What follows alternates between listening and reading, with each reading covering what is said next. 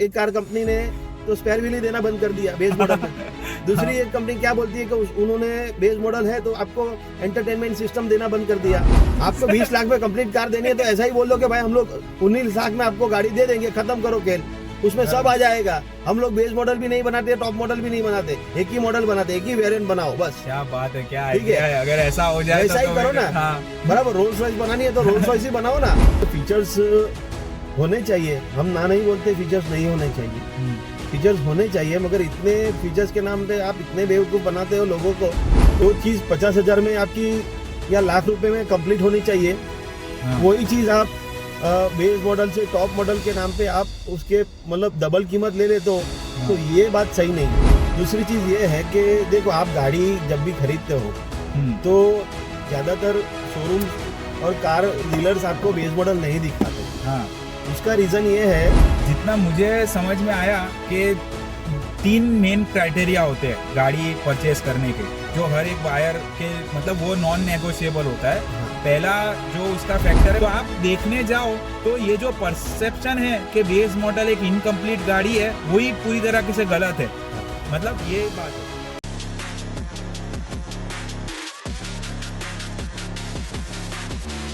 चल भाई, मेरा जो अपना बेस मॉडल वाला वीडियो था उसमें मेरे एक दोस्त का मुझे कॉल आया, बहुत पुराना फ्रेंड था और वो काफ़ी रिलेट कर पाया, और उसने मुझे ऐसा बोला कि वो हर गाड़ी बेस मॉडल ही परचेस करता है, और उसके पीछे साइकोलॉजी भी उसने मेरे साथ शेयर की, जो मुझे काफ़ी इंटरेस्टिंग लगी।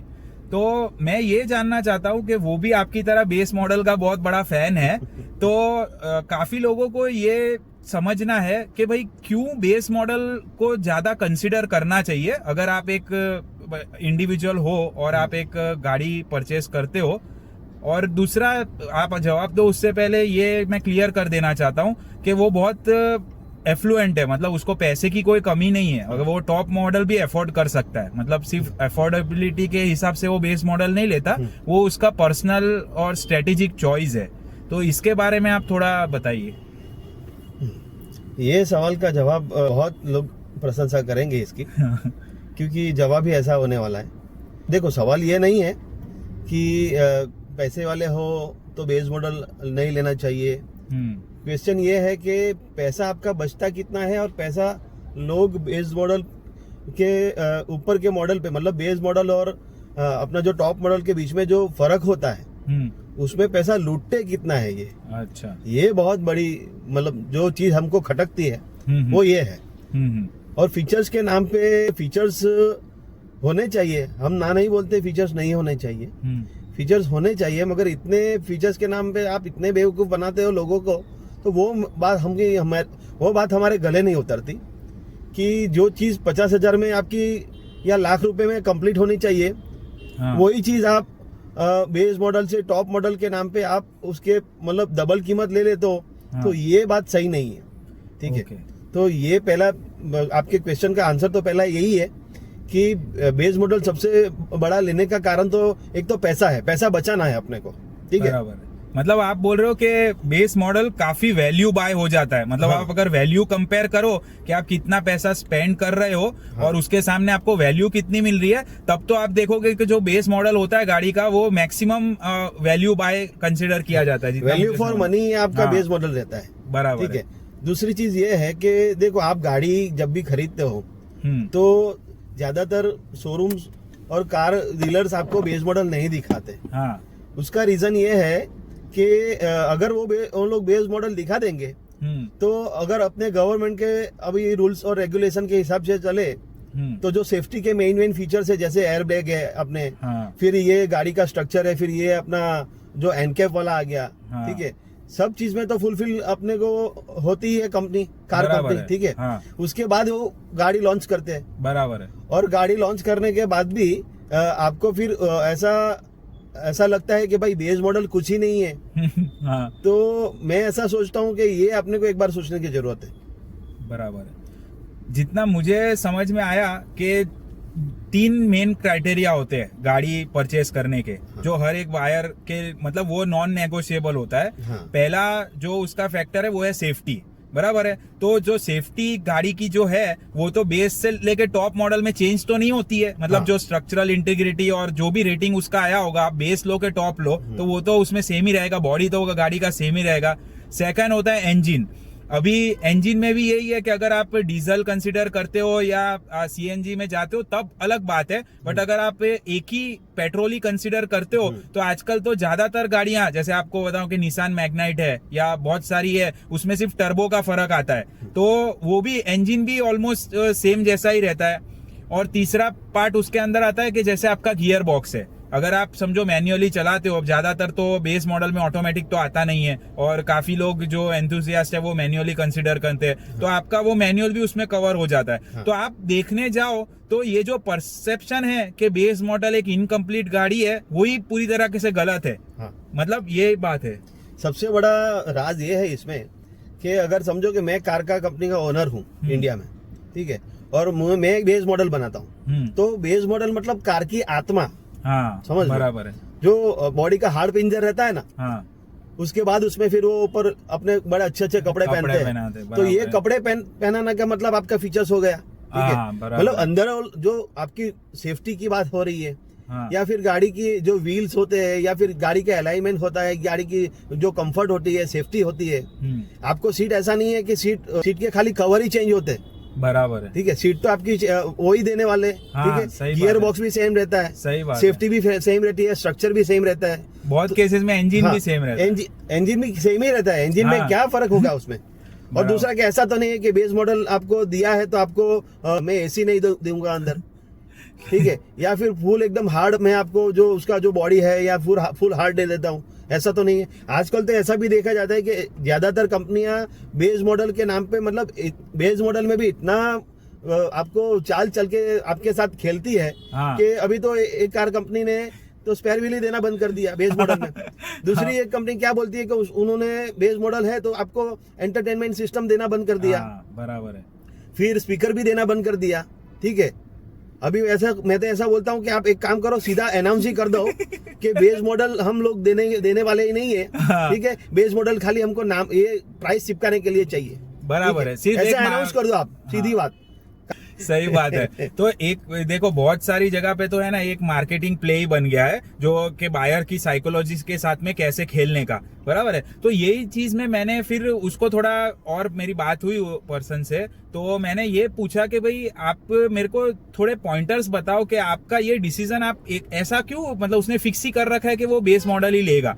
तो बोला कि भाई देखो मैं ना कोई भी गाड़ी लेता हूँ वो मैं लॉन्ग टर्म के हिसाब से लेता हूँ, बराबर है, और मेरा जो काम है एंथुसियास्ट कार ड्राइवर, मुझे कार ड्राइविंग में प्लेजर मिलता है, मुझे ये सारी चीजों से कोई ज्यादा फर्क नहीं पड़ता है, और मैं गाड़ी चेंज भी करता रहता हूँ, मतलब 4-5 साल 6 साल में मेरी गाड़ी मल्टीपल कार्स मैं अपने पास रखता हूँ। तो वो यही बोलता है कि आप जितने भी फीचर्स डलवाओ, पहली बात के बेस मॉडल से जो ऊपर के मॉडल में है वो फीचर्स का ही फर्क होता है मैक्सिमम, तो वो आप बोलते हैं भले आज का आप टॉप मॉडल ले लो, 2 साल के बाद वो टॉप मॉडल डेटेड हो जाएगा, आप क्योंकि टेक्नोलॉजी इतना फास्ट चेंज हो रहा है। सही बात है, आप ये म्यूजिक सिस्टम डलवाओ, ये डलवाओ फलाना, और बोलता है कि उसमें फिर मेंटेनेंस भी इतना आता है, आधे से ज्यादा टाइम तो आदमी का दिमाग में यही चलता रहता है कि भाई मैं इसका रिपेयरिंग करवाऊं इसको, और 80% फीचर्स तो ऐसे है कि वो शायद आपने कभी यूज भी नहीं करे होंगे। तो उसका ये पर्सपेक्टिव काफी इंटरेस्टिंग था, उसकी सोच मुझे जितना समझ में देखो एक चीज मैं और कहना चाहता हूँ कि आप बेस मॉडल लो और एक अपने कंप्लीट जो टॉप मॉडल रहता है गाड़ी का, वो दोनों कंपेयर करो, बराबर है, ओके। तो आप ऐसा, आपको ऐसा तो नहीं महसूस होगा कि गाड़ी का कलर डिफरेंट है, ठीक है, या फिर गाड़ी की चेसिस डिफरेंट है, या फिर उसमें इंजन अलग कर दिया है, ठीक है। जो चेंज होता है वो अंदर के खाली जो आपको मोटा मोटी जो देते हैं वो इलेक्ट्रॉनिक्स चेंज करके देते हैं, जो फीचर्स के नाम पे इलेक्ट्रॉनिक्स ही रहते हैं, तो उसकी कीमत क्या लाखों रुपए होगी, ये आपको सोचने की जरूरत है। और ये सब चीज आफ्टर मार्केट भी अपन डलवा सकते हैं, और उन्होंने इसमें अगर उनको चोरी पकड़ी जाती है तो उन्होंने ये स्कीम निकाली कि अगर ये तो आप कुछ बाहर से आफ्टर मार्केट कराओगे तो आपकी वारंटी वॉइड हो जाएगी, ठीक है। ये सारी स्कीम ये लोग पैसा ऊपर से, मैं तो बोलता हूँ कि कोई मॉडल ही आप ऊपर नीचे के वारंटी क्यों निकालते हो। आपको 20 लाख में कंप्लीट कार देनी है तो ऐसा ही बोल दो कि भाई हम लोग 19 लाख में आपको गाड़ी दे देंगे, खत्म करो खेल। उसमें सब आ जाएगा। हम लोग बेस मॉडल भी नहीं बनाते, टॉप मॉडल भी नहीं बनाते, एक ही मॉडल बनाते, एक ही वेरिएंट बनाओ बस। क्या बात है, क्या ठीक आइडिया है। अगर ऐसा हो जाए ऐसा ही तो करो ना। हाँ बराबर, रोल्स रॉयस बनानी है तो रोल्स रॉयस ही बनाओ ना, तो उसमें और वेरिएंट कहाँ घुसेड़ रहे हो आप। बराबर है, कंफ्यूज करने का ये एक कंफ्यूज तरीके करके से पैसा काम है। ऐंठने का तरीका है ये। और अपनी बोली जनता हाँ भाई ये फीचर्स है। और अभी तो ज्यादातर लोग मतलब फीचर्स को हम लोग जब से गाली देने लग गए, हाँ। तब से और लोगों ने वीडियो बनाना चालू कर दिया कि भाई ये फीचर्स के बगैर तो हम लोग आज तक गाड़ी नहीं चला सकते थे। अरे ये सारी गलत चीजें मत करो भाई। हाँ, लोगों के पैसे सही। बचाओ, पैसा इतना आसानी से नहीं मिलता है। और दूसरा कि जीएसटी वीएसटी आदमी मर जाता है अपने बात सपने है। पूरे करने के पीछे। सही बात है। तो देखो इसमें है ना एक ही चीज है, आप ये समझो कि आप गाड़ी लेने जा रहे हो, उससे पहले एक अपना माइंडसेट बना के जाओ कि क्या क्या चीजें ऐसी है जो आपको वो कार में चाहिए। हम ये नहीं बोलते कि हर कार कंपनी, जैसे अभी तो ये एक तरीके का एक कस्टमर के साथ खेलने का तरीका हो गया, मार्केटिंग तरीका हो गया। तो बहुत सारी कंपनी तो सही में इनकम्प्लीट गाड़ी देती है, जैसे विशाल भाई ने बोला कि अंदर म्यूजिक सिस्टम नहीं देगी, या ये नहीं देगी, वो नहीं देगी। तो हम ऐसा नहीं बोल रहे कि आप कोई भी गाड़ी का कोई भी बेस मॉडल ले लो, वो आपको थोड़ा बहुत उसके अंदर रिसर्च करना पड़ेगा। बट बहुत अच्छी गाड़ियां भी है, जैसे हम आपको एक एग्जांपल देता हूं, जैसे विंसर ईवी जो गाड़ी है, आप उसका बेस मॉडल देख के आइए, आपका 90% चीजें उसके अंदर कवर है, 90%। फिर भी लोग मतलब उसको छोड़ के वो टॉप मॉडल में जाने के लिए जाते हैं और फिर वो परेशान होते हैं। वो लैपटॉप जैसा स्क्रीन, आप ये चीज समझो कि आप अपना एक एग्जांपल ले लो, आपके घर में जितनी भी इलेक्ट्रॉनिक चीज है, आपने कोई भी चीज ली होगी, 6 महीने के अंदर उसके सब मोबाइल से लेके हर एक चीज के वेरिएंट्स चेंज हो जाते हैं। तो आपको लगता है कि भाई वो कितने टाइम तक वो टेक्नोलॉजी उसके अंदर रहने वाला है। तो ये चीज के पीछे इतना पैसा वेस्ट करने का कोई मीनिंग नहीं बनता है। हर साल आपकी गाड़ी के है ना वेरिएंट चेंज होता है, हाँ, हो जाते हैं। बराबर ठीक है, हर साल आपकी गाड़ी में फेसलिफ्ट हो जाता है। बराबर है। हाँ, एक साल आपने गाड़ी यूज नहीं की, फेसलिफ्ट आ गया, नई कोई सिस्टम आ गई, नई सिस्टम अपडेट कर दी। ठीक है, बराबर है। और आपकी गाड़ी समझ लो कि आप 1 साल नहीं चलाओगे, फिर आपको लगेगा कि ये पुरानी हो गई। हाँ, और जब बेचने जाओगे तो उसकी वैल्यू आपकी बेस में मॉडल से ही कंपेयर होगी। सर मेरा यही सवाल है विशाल भाई, अगला जो मैंने उससे बात किया तो उसने मेरे को एक बहुत अच्छा पॉइंट ये भी बताया जो आपके साथ भी मैच करता है। उसने ऐसा बोला कि भाई मैं गाड़ियां बेचता हूं, मैं जो भी बेस मॉडल लेता हूं, मैं नई गाड़ी लेता हूं तो मैं उसको सेल करता हूं। हाँ। उसने बोला कि आप खाली एक बार पता करना यूज कार मार्केट में, अब तो इतनी सारी वेबसाइट भी आ गई है, कि आप कोई पर्टिकुलर गाड़ी का बेस मॉडल और उसका टॉप मॉडल दोनों को कंसिडर करना। बेस मॉडल अगर आपने 8 लाख में मिल रहा होगा और उसका टॉप मॉडल 16 लाख में होगा, तो आपको क्या लगता है कि जो उसका रीसेल वैल्यू होगा बेस और टॉप मॉडल जब रीसेल में लेने जाओगे तो क्या उसको आपका 4-5 लाख मिलेगा? मुश्किल से 50,000 लाख रुपए एक्स्ट्रा होता है। मतलब एक तरीके से ये वो बोलते हैं ना कि आप घर बेचते हो तो फर्नीचर का कोई वैल्यू नहीं होता, वैसा ही है ये जो फीचर्स है उसके नाम पे रीसेल वैल्यू उसका ऑलमोस्ट 0 है। देखो आप रीसेल करने जाओगे, समझ लो कि आपने 10 लाख का गाड़ी लिया है, ठीक है, मतलब ये टॉप मॉडल की अपने मोटा मोटी बात कर रहे हैं एग्जांपल के तौर पे, कि 10 लाख का आपने टॉप मॉडल गाड़ी लिया है, कोई भी छोटा वाला गाड़ी जो आपने टॉप मॉडल 10 लाख में लिया है, ठीक है, और अभी आपने सेल करने का टाइम आ गया।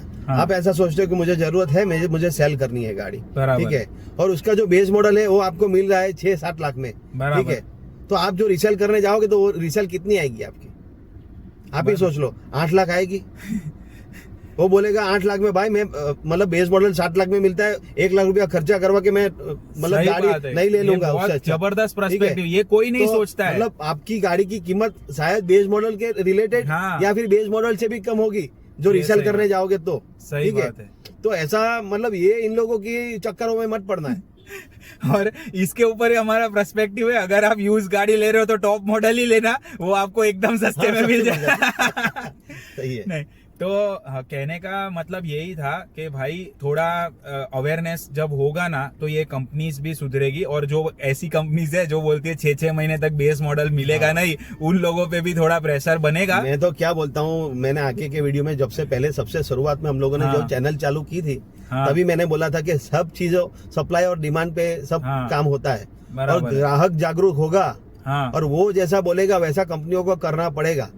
तो मैं ये वीडियो में भी यही बोलना चाहता हूँ कि अपने ही प्रेशर बना सकते हैं इन कंपनियों पे। गाड़ी मत खरीदो सालों की, सीधी बात है। तुम लोग हमारे कहना नहीं मानोगे तो हम लोग तुम्हारी गाड़ी नहीं खरीदेंगे, निकलो यहाँ से, सीधी बात है। यहाँ इंडियन कंपनी हो फॉरेन कंपनी हो, सीधी बात है। अच्छा दोगे तो अच्छा मिलेगा। सही बात है कि भाई ये गाड़ी बहुत लाइफ का एक बहुत बड़ा डिसीजन होता है और ये डेप्रिसिएटिंग एसेट है, तो हर आदमी को अपनी कैपेसिटी के हिसाब से डिसीजन लेना चाहिए और अपना दिमाग हमेशा ओपन रख के ही लेने जाना चाहिए, जाल में नहीं फंसना चाहिए। सही है। एक स्मार्ट बायर यही होता है जो बेस मॉडल लेता है, ठीक है। ये आप अपने माइंड में गांठ बांध के रख देना, ठीक है। तो see you in the next video. Thank you, bye.